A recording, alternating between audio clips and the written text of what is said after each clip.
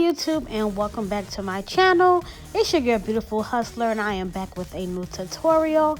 And today I'll be showing you guys how to install a frontal bond-in using some gray colored hair. This hair was originally 613 and it was custom colored to be a silver gray look. So I hope you guys enjoy this tutorial. So thank you for watching, and if you are new to my channel, just go ahead and click that subscribe button now and stay tuned.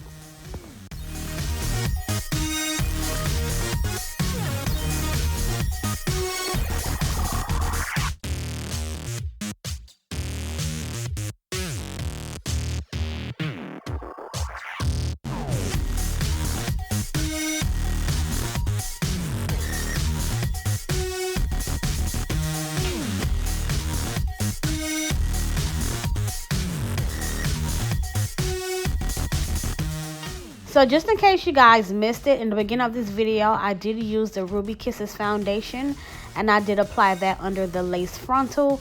This is a transparent lace, and usually with transparent lace, it looks white, but it's fine because as long as you are using your client's skin tone foundation underneath that lace, it should still come out to be very, very natural results.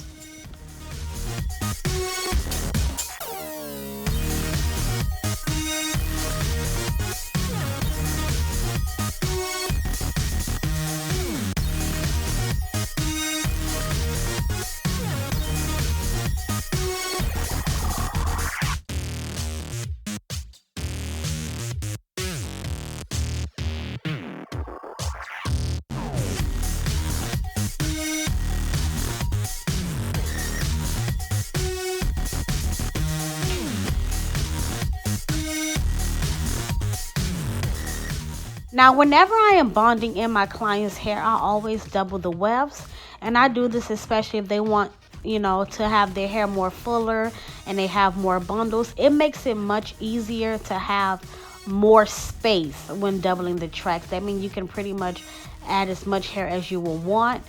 But my client's head is not big, and she did have 3 bundles in a frontal.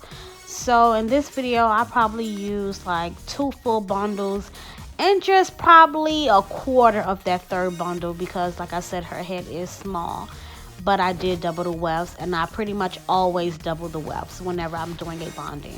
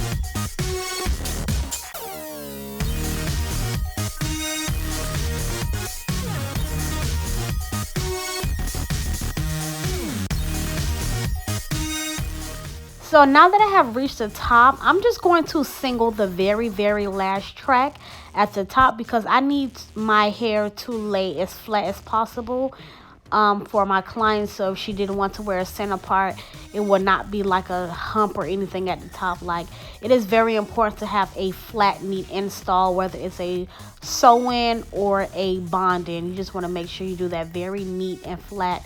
So I will single that last track at the very top.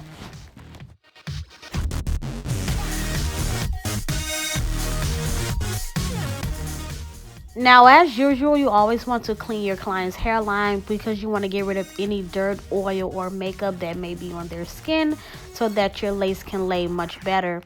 Also, usually I use the regular GhostBond, but today I will be using the GhostBond Supreme. It is a little more expensive. Typically, I can purchase the regular GhostBond between $18 and $22, but the Supreme is like $27 and up.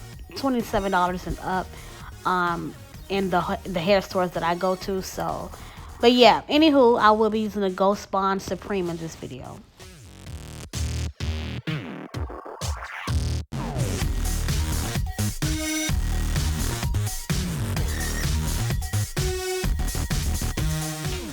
This is just a reminder that you do want to apply 3 to 5 layers, but usually on my videos, I'll probably show you 1 or 2.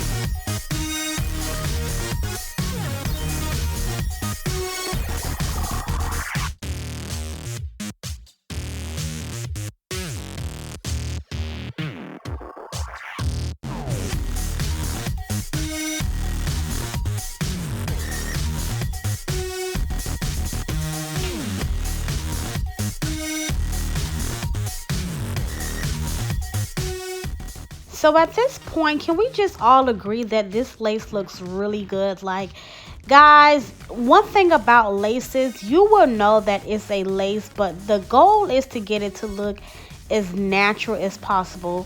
And honestly, like, I know I be recording my own videos, but when I sit back and I watch my videos, like, boo, this lace is looking too good. Like, it is melted down. Of course, it's not going to be completely like gone. Like, I'm not a magician, I'm just a hairstylist, but the point of the lace install is to get it to look as natural as possible. And off camera, I did do my client's baby hairs because she did tell me, you know what, I think I just want a couple, not too many. So I probably did like 4 baby hairs off camera, which I'm not going to show you guys.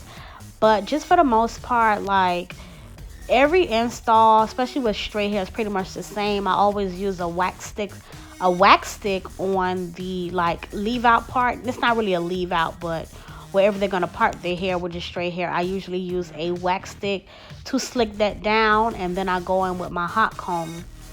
Another thing I wanted to mention is that the wax stick that I'm using today is the keracare wax stick, and I will also have that information down in my description box. So I will put everything that I use to get this install to look just gorgeous. So I hope you guys enjoyed this tutorial, and thank you for watching, and staying tuned to Beautiful Hustler channel.